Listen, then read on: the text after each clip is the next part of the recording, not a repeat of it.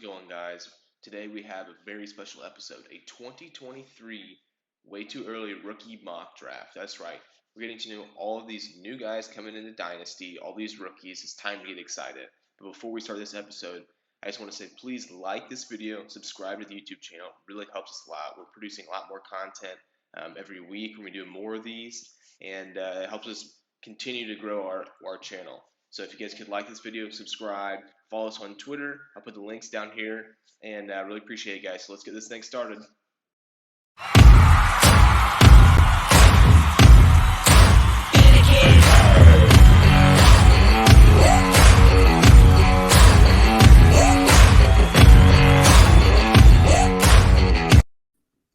How's it going? Welcome to the Trades and Grades podcast. I'm your host, Noah Wright. Alongside me is Camden Gongwer and Caleb Nemi.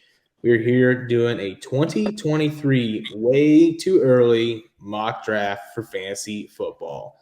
Now, if you're a team who maybe this year wasn't your year, you had some injuries, your players didn't turn out the way you thought they would, and now you're sitting at a less than stellar record, all you can think about is who you're going to be drafting in this year's rookie drafts. Now, some might say it's too early. We said it's not too early. It's never too early. You gotta be excited about something. That's why you're in a dynasty league and not a redraft league.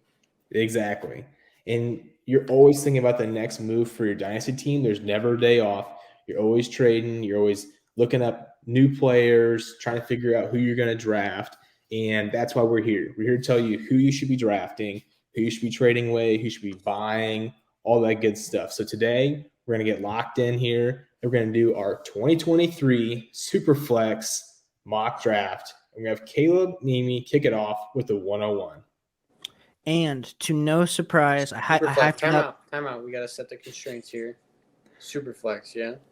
Yes, this is Superflex. And I suppose before we even start, if you're watching this video, please like and subscribe to our channel. Like this video if you like fantasy content. Follow us on Twitter. I have my @ right there. Nima usually has his @ down there. I think you can't see it because of the way that we have this, but it is @Nemi Caleb. If you don't know how to spell Nemi, it's actually Caleb. Do it before I mess up. It's Niemi. Yep, that's how you do it. So I don't know. It's okay. It's okay. You guys all know who I am. So, but anyway, yes, please like and subscribe to this video. We really appreciate it. Without further ado, 101. Who are you taking in this year's 2023? Draft? I am a Bucks fan. Go Buckeyes. But sadly, I will be taking Bijan Robinson 101. Pretty self-explanatory to anyone who's been following any college football, any dynasty content for the last 6 months. Bijan Robinson, the moment he steps into the NFL and gets drafted, probably in late first, early second round of next year's NFL draft, is instantly going to be the RB1 for dynasty purposes. Goodbye, Jonathan Taylor. Goodbye, I guess Breece Hall's not there anymore either. It's going to be really exciting. So if we look at this year, his stats are way better than last year, and he's played in less games. So we look 204 attempts for almost 1,200 yards, 12 touchdowns, 19 receptions, 2 touchdowns. I mean, he is literally Saquon Barkley reincarnated. Yes. And we all remember the prospect Saquon was, how excited everybody was about him. Bijan Robinson's the exact same way. 6 foot, 220. He's BMI of 29.8. All good things. We haven't seen him test since he was 18 years old. So maybe 17. The high school workouts. So his 40 time then was 4.7. So it wasn't great. So hopefully he's around that 4.5. 4.5 range, which that's all we need. That's all we need. We don't need him to be Jonathan Taylor, be some speedster, because that's not how he wins. So anyway, that's my Bijan pitch. Even if you need a quarterback, just take Bijan, because most likely in the middle of the season, if somehow you need more assets, you're going to be able to trade him for 2 first, or just enjoy the riches that are going to come. Bijan Robinson. If you know me, you know this happens a lot. Walks around with the football on campus because he fumbled one time or had some fumbling issues. It's the biggest knock to him, I guess. Walks around all day with the football. What a football guy. He is all the way around. And, last year we had Breece Hall as a unanimous 101. and the quarterbacks are less than stellar. Kenny Pickett was really the only one you thought maybe in the middle of the draft or middle of the first round of the draft. And so now you go into this year and you have guys that, are going to be mentioned here in a second at quarterbacks and CJ Stroud and Bryce Young. And it makes you think because those are very good quarterback prospects, and super flex is you're around the quarterback. Like that is the highest priority. But Bijan's just so good that it's going to be a really interesting topic going through the rest of this offseason. But I'm more than happy at the number 2 pick to go ahead and select CJ Stroud out of the Ohio State University. Now, really, when I'm sitting here, and for Cam, and really any of these first 3 picks, you can kind of fall where they may, and you're still going to be getting a really good player. I just prefer CJ Stroud based off what he has physically that Bryce Young doesn't have. Sitting at 6'3", 218. We'll see what at the combine, but I don't see it fluctuating a whole lot. He's sturdy. He can stand in the pocket. He has some legs. He's having a really good year this year. He had a fantastic year last year. Right now, he ranks number 1 in college football in QBR at 90.8, tied first in touchdowns total, and he hasn't even had what was supposed to be his best weapon this year in Jackson Smith-Njigba. Now, Marvin Harrison might have something to say about that. He's been fantastic. But he's been down a guy. And so he's still been able to show out this year. And when I'm looking between him and Bryce Young, the one thing that stands out to me is the difference in their physicality and their overall build, which is not, nothing that Bryce can do. But if I'm going to pick between the two of them, I'm going with CJ Stroud. How do you guys feel? I think he's the better QB in this class just because I'm very terrified of Bryce Young's size. You look it up, it will say he's around 6 foot. There's a lot of rumors swirling. He's smaller than Kyler Murray, which would put him at like the 5'9", 5'10" range. I'm just curious what will happen to him if he measures in at that. I mean, I don't know. As a guy who's not as dynamic as Kyler Murray, it's like the run game, I think Stroud's the better option. So I think the key thing with Stroud is he's shown, like last year he was scrambling a little bit, and then this year it seemed like he was very hesitant to even like step past the line of scrimmage when things got rough. But the last 2 games, he's definitely shown that he's willing to take that 10-yard open field to get the first down, and I think that's going to be the key, especially with his size compared to Bryce Young. So excited for CJ Stroud is probably going to get drafted 1st or 2nd overall. So, yep. All right, Camden, 103. Who you got? This might be a shocker to some people. I'm going Jahmyr Gibbs. Ooh. Yes. So Jahmyr Gibbs, I don't know how many of you guys have watched Alabama games. I'm guessing some people might have a little bit just with them playing LSU and in Georgia and Tennessee and whatnot. But Jahmyr Gibbs is a dog. He's literally Alvin Kamara reincarnated. Nimi talked about Saquon. I mean, you're essentially getting Alvin Kamara. The way he plays, he's a pass catcher. He's fast. Biggest knock to him, I think, is that he's like 5. He's, what is he, 5'10"-ish?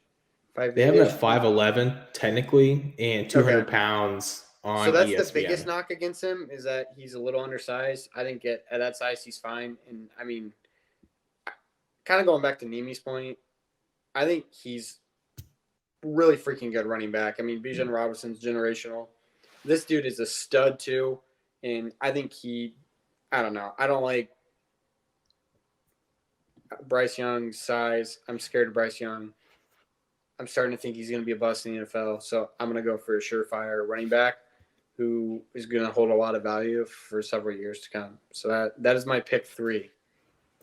Yeah, I think that Gibbs is a fantastic running back. Like you said, the size it does scare me a little bit because when you get around the 200-pound mark, if you get below that, which chances are he probably won't, he'll probably put on a couple, going into the combine. We'll really see what he's built like then.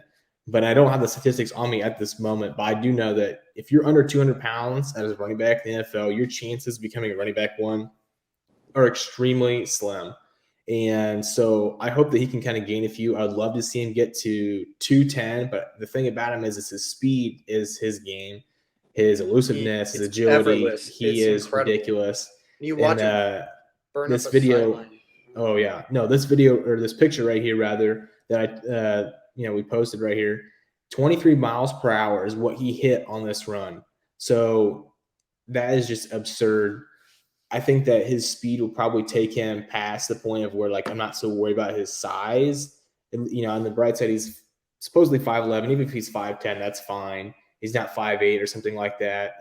And so where you get into like Blake Corum type area, which I'm sure we'll talk about extensively, in the future, running back out of Michigan. But yeah, his size does scare me a think he little would bit. have gone 1-1 over Brees Hall if this would have been last year?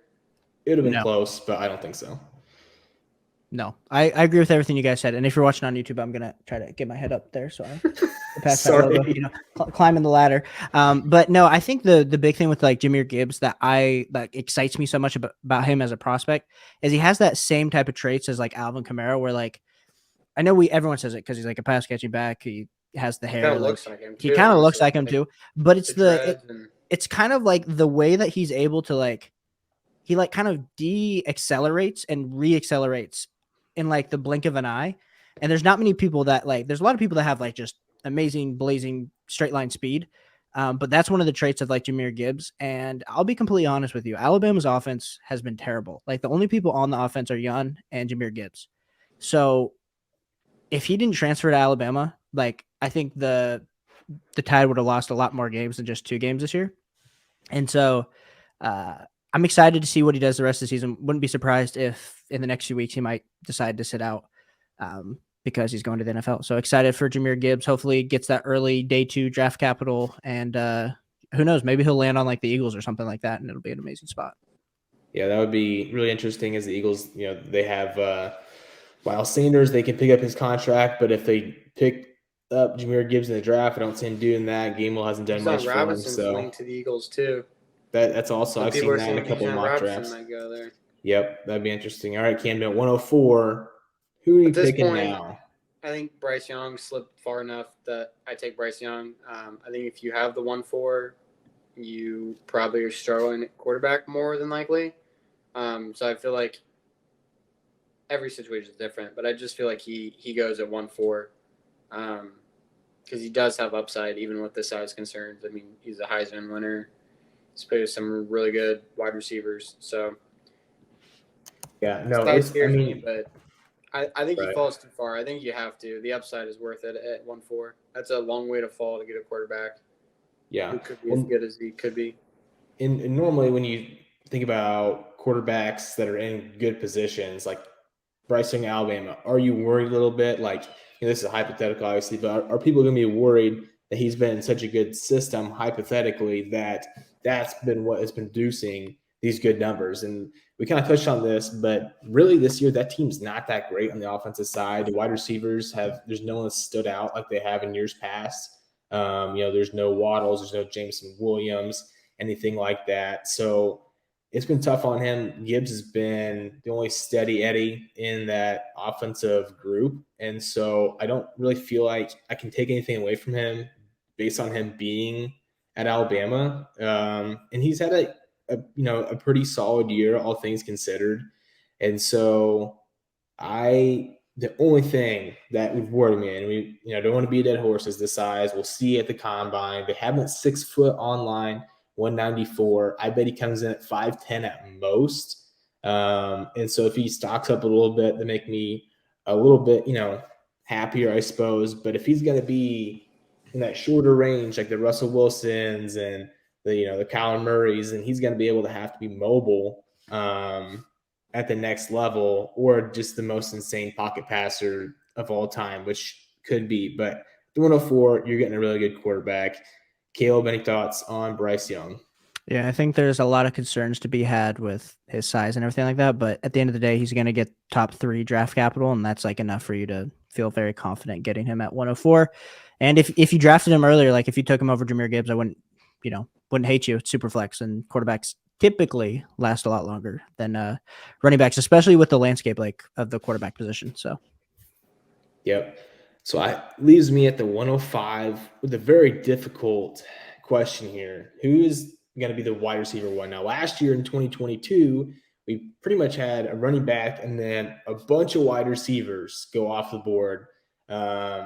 Depending on, what the league, we didn't have Kenneth Walker really go into the middle of the first. I think generally speaking, just kind of depends on what your team's like, obviously. But now this year, there's still good wide receivers, but the running backs have been elevated. So who am I going to pick right now between all of the wide receivers?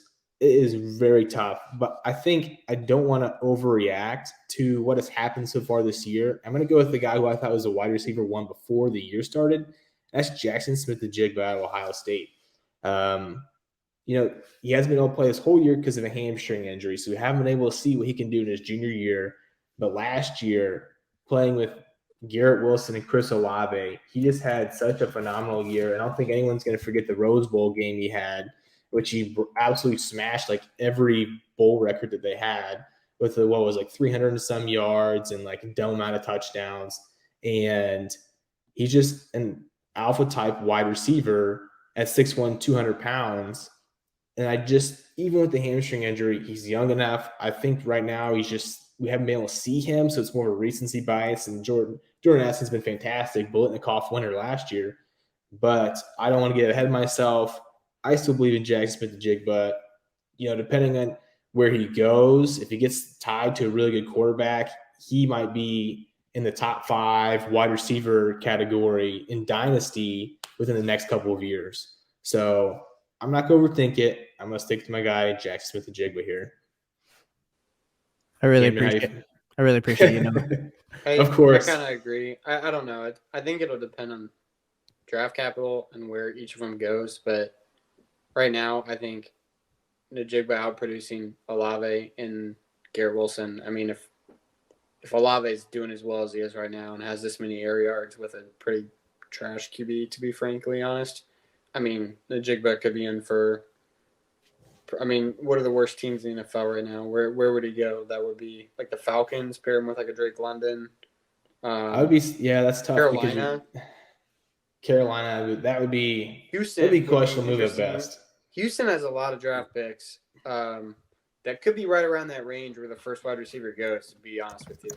I think they're going to be around 2 top 10 picks, with one of them being top 2, 3, and the other one being in 4 to 7-ish range. So if we're looking at, like, right now, if we're looking at kind of in the end of the first tier, we're looking at Steelers, Texans, Lions, Seahawks, Bears. Right now, I think the biggest thing is the Bears. I mean, looking at these teams' needs, that seems to make the most sense. Texans, Cardinals, really, probably not. So I think right now, if the Bears stay where they are, it's almost like they're forced to take a wide receiver. Now we'll see what Ryan Poles does, but I think that's probably where they're going to be going. Caleb, do you have any thoughts on Jackson Smith-Njigba here before you get your number 6 pick in? Yeah. So 2 things. I just looked at 2 mocks and they don't even have Jackson Smith-Njigba going in the first round anymore, which is crazy to me. Oh my gosh. I think that's probably an overreaction. I think he probably goes top 15. So I do worry about Jackson Smith-Njigba's size, like playing on the outside. He's played in the slot alongside some really great receivers. So like he was always like single coverage with a linebacker or safety.